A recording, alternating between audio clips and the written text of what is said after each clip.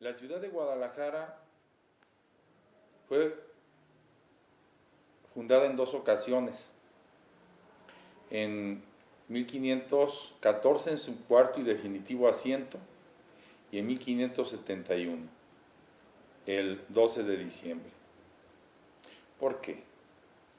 Bueno, porque en tal fecha arribó a ella procedente de la Ciudad de México el anciano obispo que hasta entonces lo había sido de Yucatán, Fray Antonio Alcalde y Barriga de la Orden de los Predicadores.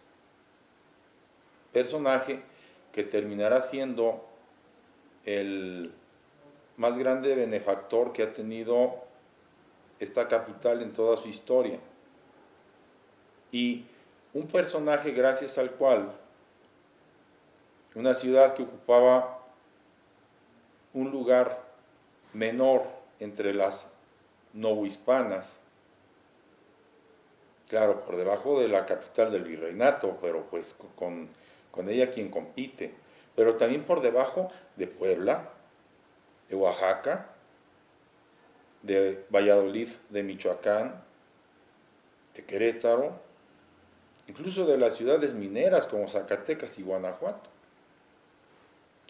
Una ciudad cuyos horizontes se habían ido anudando por diversas penurias y que en ese año de 1771 afrontaban dos y si nos apuramos tres calamidades y estaban a la vuelta de la esquina. La de la ignorancia, unos años antes, 4, en 1771, habían sido expulsados de la ciudad los religiosos de la Compañía de Jesús, que es como decir, la capital de la Nueva Galicia se había quedado sin la única escuela para cursar el bachillerato, como no fuera el seminario conciliar. Los jesuitas, hasta esa fecha, hasta julio de 1767, atendían en el colegio de Santo Tomás de Aquino 300 alumnos, casi todos para que cursaran el bachillerato, pero habría algunos que también obtenían el grado de licenciatura. Bueno, digamos que la ciudad se quedó apenas sí con rastros de educación media superior, la de las aulas del seminario conciliar, y estas casi más bien frecuentadas por aspirantes al estado eclesiástico. Entonces, la ignorancia. Pero también la salud en todos los aspectos. La ciudad no había crecido según el número de sus habitantes.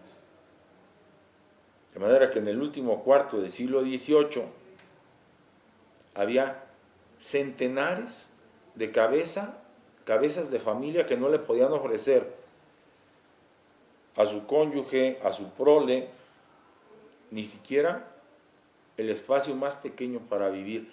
¿Dónde vivían los tapatíos de entonces? Pobres, en el arroyo, en la periferia, hacinados de la peor forma. Había un déficit de vivienda grandísimo. También una atención pastoral deficiente. Nos cuesta trabajo entender, pero así fue, que en una ciudad de algo menos de 20,000 habitantes en 1771, para su atención espiritual, la única parroquia de la ciudad no tenía una sede propia, sino que esa única parroquia despachaba desde una de las capillas de la catedral, la que se hace con el cubo de la Torre Norte. Hoy la llamamos la Capilla del Señor de las Aguas. Pero en ese momento al que me he venido refiriendo, la parroquia del Sagrario, la única parroquia que había en la ciudad, No estoy diciendo el único templo, templos había muchos, pero eran templos que tenían un uso y una vocación distinta a la de la parroquia. Por ejemplo, los conventos tenían sus templos para sus oficios y sus necesidades. Los colegios tenían sus templos. Hasta la cárcel tenía su capilla. Los hospitales tenían sus templos. Pero solo eran para las necesidades de una comunidad, de un grupo social, de una clase.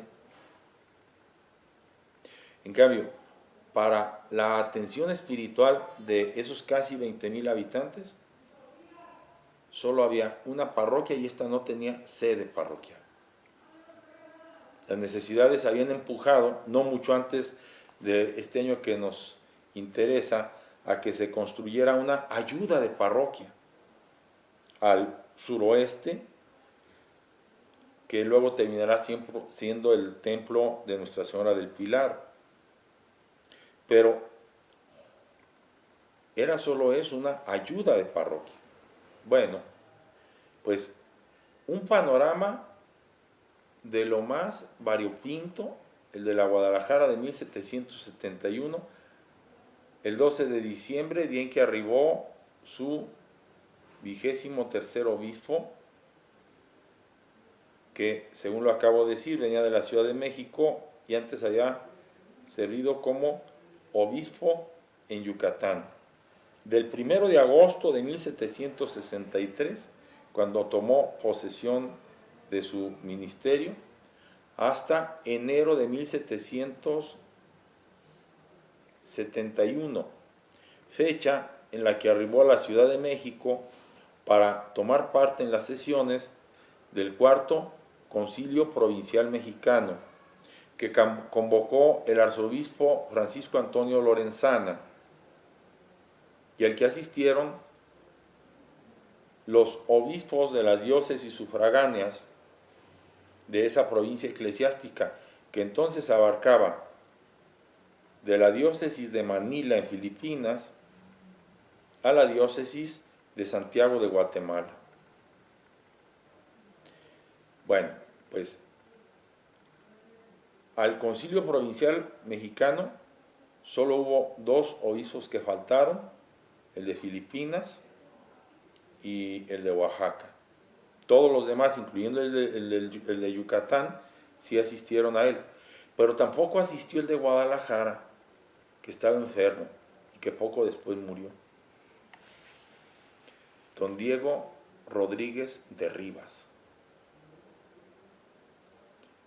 Eso dará ocasión a que el rey de España, Carlos III, le pida al Papa que nombre obispo de Guadalajara al que había sido de Yucatán, o al que en ese momento lo era de Yucatán.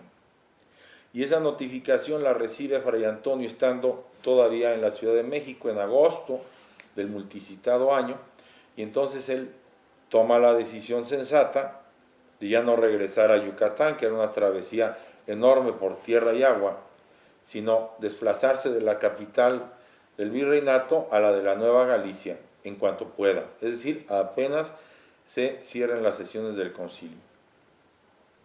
Y es así que arriba a esta ciudad, he dicho, el 12 de diciembre.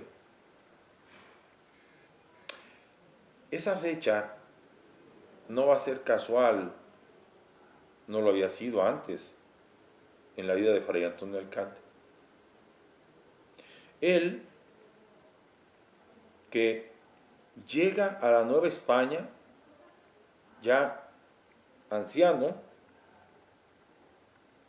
toma posesión de su obispado de Yucatán el 1 de agosto de 1763, y él en esos momentos tiene 62 años. Ha nacido el 14 de marzo de 1701 en la cabecera del municipio de Cigales, a 15 kilómetros de la ciudad de Valladolid, en Castilla la Vieja. Y antes de ser electo y consagrado obispo de Yucatán, pues se ha desempeñado como fraile dominico en distintos oficios y ministerios. Antonio Alcalde ingresa a la Orden de los Predicadores de Valladolid a la edad de 16 años, 1717. Al año siguiente recibe el hábito de dominico y de los 17 años a los 51 se va a ocupar en esta encomienda. Fray Antonio Alcalde ha pasado la mayor parte de su vida en España. Él nace el 14 de marzo de 1701 en el seno de una familia pequeña. Es el cuarto y último de los hijos que engendrarán los esposos José Alcalde e Isabel Barriga, miembros de dos familias cigaleñas de honda tradición y arraigo en esa comarca. Cigales ocupa un valle que baña el río Pisuerga, el mismo que cruza la ciudad de Valladolid. Y sus tierras, desde la época de los romanos, sirven para el cultivo de la vid. Pero allí se fabrica un caldo, mezclando distintas uvas, de manera que el resultado no es ni blanco ni tinto, sino clarete. Ese vino clarete tiene una denominación de origen, vino Cigales. Y entonces, bueno, pues a la confección de ese mosto se dedican las tierras, los labradores, las tabernas o bodegas, y entendemos también los familiares de nuestro Antonio, que al tiempo que nace es bautizado en la parroquia de Santiago Apóstol por el señor cura de ese lugar. El párroco se llamaba Antonio Alcalde y era pues hermano de su padre. Y podemos presumir el hombre más culto o uno de los más cultos de Cigales, algo de lo cual consigue compartir con su sobrino, al que nombra heredero de su biblioteca al tiempo de su muerte en 1715. Hay dos circunstancias que no podemos olvidar a propósito de la primera parte de la vida de nuestro Antonio Alcalde. La primera es que su madre muere poco después del nacimiento de su hijo. Él nunca va a conocer a su mamá. Será una nodriza la que lo amamante y otras manos distintas a la de la mujer que lo trajo al mundo, las que se hagan cargo de su crianza y de la educación del niño en la primera parte de su existencia. Esa es una. Una nota que, bueno, pues tiene sus consecuencias, ¿no? No tanto de abandono, pero sí, pues, de un vacío afectivo profundo, una orfandad, pues, no deseada. La otra circunstancia que hay que tomar en cuenta a propósito de la primera parte de la vida de Fray Antonio Alcalde es que cuando él nació, su país, toda la península ibérica, toda España, estaba en guerra. Una de las más espantosas guerras, si es que hay alguna más bonita que la otra, ¿no? La guerra de sucesión. Unos meses antes del nacimiento de Antonio había muerto sin descendientes el último de los representantes de la dinastía de los Austria en España. Este linaje, que se introdujo con Felipe el Hermoso, yerno de los reyes católicos y padre de Carlos I de España y V de Alemania. Este linaje, digo, se extingue con Carlos II el Hechizado, que muere a fines de 1700, y no teniendo herederos directos para sucederle, se disputan el trono dos parientes suyos, el nieto del rey de Francia y el hijo del emperador de Alemania. Y los dos con los mismos argumentos y los mismos títulos, a pesar de que el rey Carlos II había designado sucesor suyo a su sobrino, el de Francia, pues su sobrino, el de Alemania, pelea la sucesión, que no era poca cosa, y aquello es una guerra que se va a solucionar hasta el Tratado de Utrecht en 1713. De manera que Fray Antonio hasta su adolescencia no va a conocer, después de la orfandad, otro argumento o pregón distinto al de la guerra. Y bueno, él ingresa con los dominicos apenas abandonada la adolescencia o entrando a la juventud, 16, 17 años, pero con este bagaje: orfandad y las secuelas de la guerra. Claro, no va a participar directamente en la guerra, pero lo que a cualquiera de nosotros nos habría pasado cuando hay que escuchar desde siempre de asaltos, de derrotas, de pérdidas de vidas humanas, de desastres materiales, de epidemias, todo eso. Creo que esos dos factores lo van a inclinar sobremanera al estudio, también a la piedad. Antonio Alcalde se ordena presbítero a la edad de 24 años, es decir, en 1725. Y a partir de este momento, sus superiores religiosos lo van a dedicar al magisterio. En los términos de nuestra nomenclatura actual, Fray Antonio va a ser maestro de secundaria y de preparatoria en distintos estudios de su orden.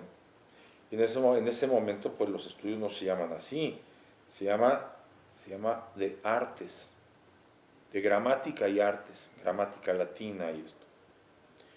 Digamos que va a ser muchos años maestro del trivium y del quadrivium medievales.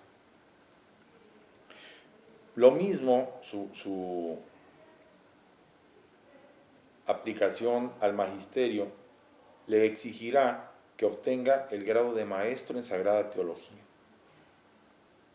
Y bueno, pues ya siendo un hombre lo suficientemente maduro, a la edad de 50 años, sus superiores lo apartan un poco del magisterio al que le ha dedicado ya un cuarto de siglo, para que se ocupe ahora en el gobierno de un convento, el de Zamora. Algo debió pasar porque los mismos superiores decidieron poco después trasladarlo de esta ciudad española a la capital del reino para que se hiciera cargo del convento de Jesús María en Valverde.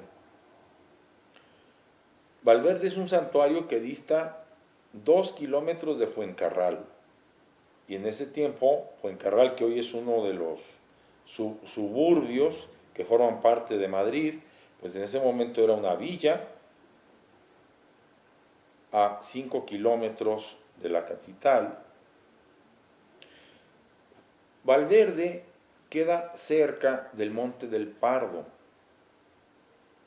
y este abundaba, y hasta la fecha es un monte, en piezas de caza menor, sobre todo liebres. Y la cacería era un deporte que se cultivaba en ese tiempo entre la aristocracia, y el rey de España, Carlos V, no era una excepción. Y entonces sucede que de una forma del todo fortuita, en 1761, calculamos que entre mayo y junio, en una batida de caza, un chubasco obliga al rey y a sus acompañantes a guarecerse en el lugar que les podía ofrecerles cobijo más cercano a donde se encontraban en ese momento, y eso resultó ser el convento de Jesús María de Valverde, donde el rey pudo pedir asilo sin dificultad, siendo él el soberano y teniendo el patronato de la iglesia en sus dominios. Incluso podríamos decir que para el rey, por eso no había esa restricción para el común de los mortales de la clausura papal, y hasta donde nos lo han contado distintas versiones, tuvo la curiosidad, sabiendo que ese convento de Jesús María de Valverde, en el que vivían 30 frailes, y que estos eran de estricta observancia, ¿qué tan observante sería el prior? Y se le ocurrió visitarlo en su celda y la encontró muy angosta, carente de nada que no fuera indispensable: un camastro de tablas, una mesa tosca, sin barnizar, una silla, sobre la mesa algunos libros, recados para escribir, y como adorno, una calavera.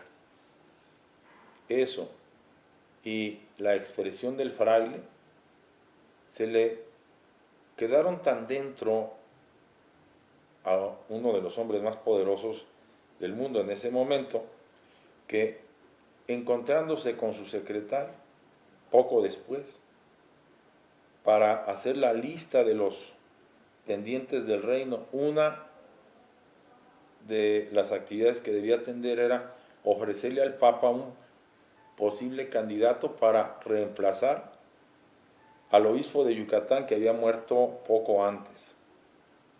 Y entonces, recordando lo que le había pasado, el rey le pidió a su secretario que nombrara al fraile de la calavera. No se acordaba del nombre. Y fue así como, a la edad sexagenaria,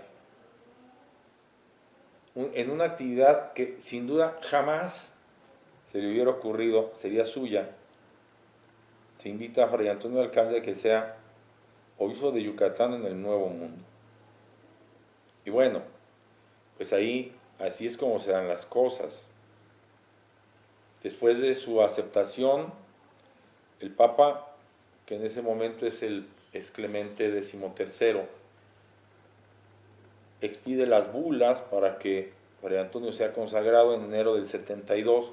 No va a ser sino hasta marzo del 73 cuando pase esto en la Catedral de Cartagena de Indias, y de Cartagena pase a Yucatán ya consagrado obispo el 1 de agosto. La diócesis de Yucatán tiene en ese momento unos 250,000 kilómetros, comprende lo que hoy son los estados de Yucatán, de Tabasco, algo de Veracruz, algo de Chiapas, todo Quintana Roo, algo de lo que hoy es Belice y algo de lo que hoy es Guatemala, el Petén, territorio del Petén. Era una diócesis en términos de recaudación no copiosa, porque la iglesia recibía en ese tiempo, como fruto del diezmo, el 10% de las semillas cosechadas en las tierras labrantías, o el 10% del ganado. Ahora bien, las leyes de Indias exoneraban del diezmo a los indios, y entonces, siendo el obispado de Yucatán de ese momento habitado casi todo por indios, los diezmos eran muy chiquitos. Piensen ustedes, Fray Antonio Alcalde, como obispo de Yucatán, ganó un promedio de 7,000 pesos al año. Claro que 7,000 pesos en este momento es muchísimo dinero, pero cuando escuchen lo que ganaba el obispo de Guadalajara en su momento, pues van a saber que era poquito dinero. Dinero que por otra parte sabemos invirtió en obras de beneficencia en su estadía en Yucatán, que no fue muy larga, porque según lo he tenido la oportunidad de contarlo, pues él se traslada a Guadalajara al terminar el concilio mexicano en 1700, perdón, esto acaece entre, el concilio termina a fines de octubre, entonces Fray Antonio se desplaza el mes de noviembre, había una distancia de, más bien un trayecto de casi 30 días de la Ciudad de México a Guadalajara. Bueno, pues entonces Fray Antonio Alcalde llega a Guadalajara y durante los 20 restantes años de su vida hará 3 cosas. Número 1, recorrerá su enorme obispado, que en ese tiempo era de casi 2 millones de kilómetros cuadrados y llegaba hasta el sur de lo que hoy es la Unión Americana, el sur y el oeste. Número 2, le pedirá al rey Carlos III todavía que le pida al Papa que divida esa diócesis y haga 3 partes, de donde se van a crear los obispados de Sonora con capital en Culiacán y de Linares, que luego se va a convertir en Monterrey. Saneará los diezmatorios, de donde el obispo de Guadalajara, de recibir 60,000 pesos al año, pues va a recibir 90,000, y comenzará a los 4 años de su gestión, habiendo ahorrado algo menos de medio millón de pesos, un proyecto que va a revolucionar la calidad de vida en esta ciudad, al grado que Mariano Otero, en 1842, medio siglo después de la muerte de Fray Antonio Alcalde, pueda afirmar de manera contundente que si Guadalajara es la segunda ciudad en importancia en la República Mexicana en ese momento, es por la obra de Fray Antonio Alcalde. Comencemos por lo que hizo Fray Antonio Alcalde ante los grandes problemas que mencioné al principio, educación y vivienda. Para la educación va a crear la primera estructura de escuelas, ahora llamaríamos de educación elemental o primarias, que no las había en la ciudad. Escuelas de primeras letras en los 4 puntos cardinales de la ciudad, incluyendo la educación femenina, que va a sanear, solo la impartía el Colegio de San Diego, pero luego él va a crear otro colegio, el de Maestras de la Caridad y Maestras de la Caridad y de la Enseñanza, o Beaterio de Santa Clara, donde van a poder educarse durante los 80 años siguientes 300 niñas al año. Luego va a fortalecer la única escuela que impartía o podía expedir el grado de bachiller. En ese momento, expulsados los jesuitas, el seminario conciliar. Y bueno, pues la corona de todo va a ser la fundación de la Real Universidad de Guadalajara, la educación. El otro proyecto de Alcalde va a ser la atención pastoral, pues él es obispo. Y entonces para eso va a destinar fondos copiosos para que se le construya a la primer parroquia de la ciudad, el Sagrario, un edificio para su uso exclusivo. Eso se va a hacer a un lado de la catedral, ya no lo va a ver Alcalde, pero él va a dejar 80,000 pesos para que el proyecto cuaje. Pero aquí viene lo más genial. En terrenos cedidos por el ayuntamiento de la ciudad va a conseguir el desarrollo de la zona norte, donde va a construir en 20 manzanas un templo, el de Guadalupe, con una plaza y con una fuente, el conjunto del colegio de niñas del Beaterio de Santa Clara, que va a comprender 3 manzanas, y en las 16 manzanas restantes, Fray Antonio Alcalde va a patrocinar el primer gran conjunto de vivienda popular en la historia del continente. 158 vecindades, cada vecindad apta para acoger 10 familias, 10 viviendas familiares. no cuchitriles inmundos, no, verdaderas viviendas familiares. De esas 158 vecindades queda una, y por ella, gracias a ella, nos podemos dar cuenta de lo que medían y la altura que tenían las viviendas familiares de Fray Antonio. Entonces, si se hacen 1500 viviendas familiares para 1500 familias, Fray Antonio Alcalde cubrió la necesidad de la vivienda en Guadalajara durante muchos años. Y no solo fue darle vivienda al que no la tenía, fue darle trabajo a los cabezas de familia, y para eso creó el primer barrio la primera zona industrial de Guadalajara, en el barrio del Retiro, hilados y tejidos, curtidurías y tenerías. Y luego escuelas para niños, 300 niños de un lado, y la escuela de niñas que ya existía. Y claro, la corona de todo, el Hospital de Belén, que va a ser el hospital más grande de América, y hoy por hoy sigue siendo uno de los más grandes del mundo, si no es que el más grande del mundo. En tiempos de alcalde, con capacidad para atender encamados a 1000 enfermos, y cada cama sostenida con la renta de 1000 de las casitas. Las otras 500 rentas eran para sostener el Colegio de Niñas de la Caridad y de la Enseñanza. Fray Antonio Alcalde muere el 7 de agosto de 1792. Y su legado humanitario lo va a continuar su sucesor, don Juan Cruz Ruiz de Cabañas y Crespo. Si alcalde, para favorecer el desarrollo armónico de la ciudad, al norte creó el barrio del Santuario, al sur elevó a parroquia el pueblo de indios de Mexicalcingo, y gracias a su iniciativa un puente va a conectar lo que en ese momento un cauce, el arroyo del Arenal, cortaba en tiempos de aguas. Pues lo mismo va a hacer Cabañas en su momento. Va a desarrollar el viento oriente de la ciudad, creando el conjunto asistencial integral más maravilloso y más admirable que hubo en América, la Casa de Misericordia, aunque después va a reducir sus funciones a la de hospicio cuando la guerra pues deje huérfanos a muchos niños.